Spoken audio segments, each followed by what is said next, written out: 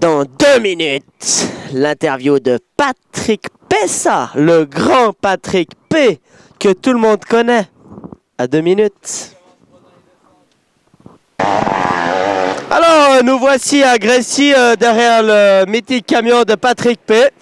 Vous le connaissez sûrement mieux sous le nom de Patrick P. Patrick Pessard est avec nous aujourd'hui.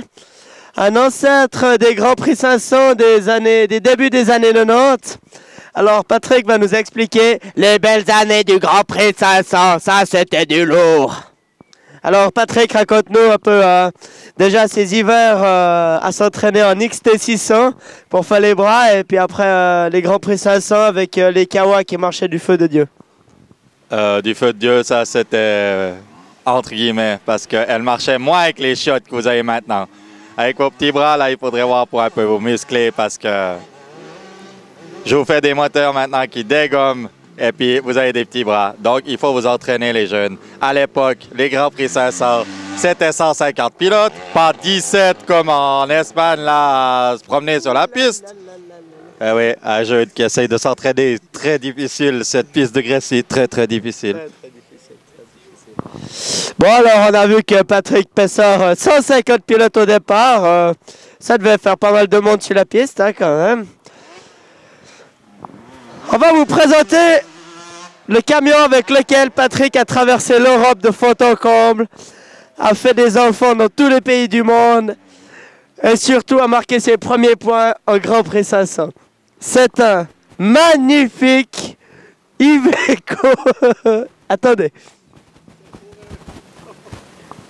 Un magnifique Saurer de 1912. 22 chevaux.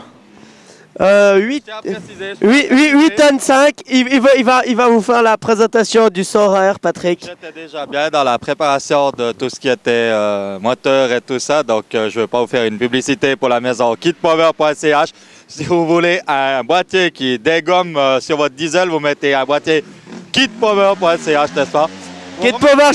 Kitpower.ch. Vous remarquerez que ce camion de 1912 Saurer est déjà équipé de la fiche de programmation ici. Fiche sécurisée, entièrement étanche, avec un système de programmation pour le CDI de l'époque. Là, tu pouvais mettre des watts. C'est clair?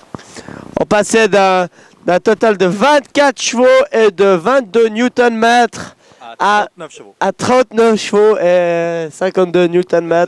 C'était la folie. Vous montiez le Grand Saint-Bernard à 25 km/h. À la place de 22. À la place de 22. Et vous...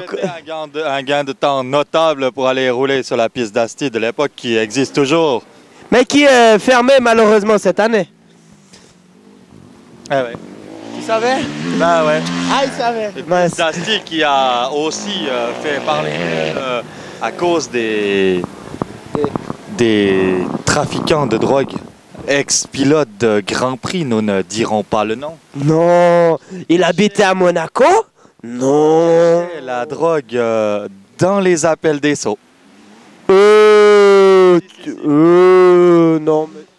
Patrick, tu nous apprends un scoop là? Incroyable. Et du nombreux vol de moto qui s'est passé à Asti Beach. Une organisation très bien rodée. D'ailleurs, nous en retrouvons régulièrement entre des mains d'Italiens non expertes qui ont racheté ces motos de course pour une poignée de livres à l'époque. C'était difficile, ouais. L'État était dur. L'État était dur. Maintenant, nous allons vous présenter le petit gâteau, Ivan's Gâteau, que sa chère Ivan's de maman lui prépare. En fait, ce sont des tourbes de Linz achetées à la Migros, impeccable, tout à fait. 25, si vous prenez le modèle M budget qui est à peu près le même goût mais moins nourrissant, il est 1,15 franc. 1,15 franc. À noter que Patrick en a acheté 2 palettes pour cette année et que la première palette était déjà épuisée à l'heure de cette interview. Oui. Pas mal, hein? Un autre truc, mon papa, il était pompier. Putain, il faisait quoi? Mon papa, il est pompier. Elle tient, il faisait quoi, Patrick? Ah, mon papa, bon, Son papa, il se prenait des coups de rappelle. Explique-nous ça en antenne. Ah, vas-y, explique. Bon, mon papa, ben ma foi, il est décédé maintenant, mais... Il repose en paix, il repose en paix. Il repose en paix, mais au moins, heureusement, maintenant, il y a des moteurs 4 temps et peut-être qu'il entend ça au paradis, vu qu'ils font plus de bruit. Très certainement, très certainement. Mais raconte-nous cette petite anecdote de la piste Supercross Matran Beach. Ah, Matranello Beach. Matranello Beach. C'était il y a quelques années, donc... Il y a au moins 25 ans. Non, n'exagérons pas, Greg, n'exagérons pas. Ça devait être en 96, quelque chose comme ça. 15 ans, quand même. Voilà. Et la piste de Supercross de Matra qui était... La piste de référence. Exactement, ça envoyait du lourd. Eh ben, c'est moi qui la traxais avec une pelle rétro. Autant vieille que ce superbe Saurer 1912. Et j'ai eu une fois un petit problème de frein de giration sur la tourelle de la pelle rétro. Et Giano était tranquillement en train de me faire signe qu'il fallait ragrandir le triple au bout de la piste. Et j'ai tourné avec la pelle rétro, mais Giano a tourné avec le godet. C'était pas facile pour lui, 2-3 jours tranquillement sans pouvoir lever le bras. Mais il a eu du mal à s'habituer. Maintenant, ça va mieux. Maintenant, ça va beaucoup mieux. Non, c'est méchant, mais c'est vrai que maintenant, ça va mieux.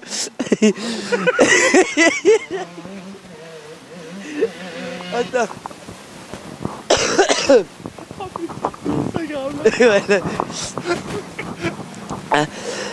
Encore une petite question, Patrick, que tout le monde se pose d'ailleurs. Qu'est-ce qui te pousse? Qu'est-ce qui... La motivation reste intacte après toutes ces années de motocross. Raconte-nous un peu, pour tous ces jeunes qui s'entraînent, raconte-nous un peu comment tu fais pour garder une motivation intacte. Qui s'entraîne? Il y a qui s'entraîne? Il y a Greg qui s'entraîne, il y en a 2-3 qui s'entraînent, mais les autres, ils croient s'entraîner. Des demi-pédales à 2 balles 20. Ils croient qu'ils... Des demi-pédales à 2 balles 20, ça fait 1 franc 10 la pédale. Ouais, ça fait pas cher la pédale quand même. Pas cher. Et ils pensent vraiment réussir à faire quelque chose dans le motocross comme ça. Ils croient tous que c'est faire broum broum sur une piste de cross et puis que c'est les superstars qui vont tous ressembler à Jeremy Magrath ou bien à Shared. À Shared? Shared. À Shared ou Jules Mix ou... Oh, Jules Mix, là. Un conseil. Fous-moi là la merde que t'as sous le cul. Parce que franchement, j'ai jamais vu une guimbarde comme ça. Même au Fribourgeois, t'arrives à foutre le feu à la selle. Non, honnêtement, là, il faut arrêter avec de la merde italienne comme ça. Tu vas acheter 2 Honda ou ce que tu veux, mais ça, tu me vis. Tu vas faire le moteur chez Patrick et après tu nous refais des top 5 comme à la belle époque, nom de Dieu. Ouais. Ouais. Alors, on est bon comme ça.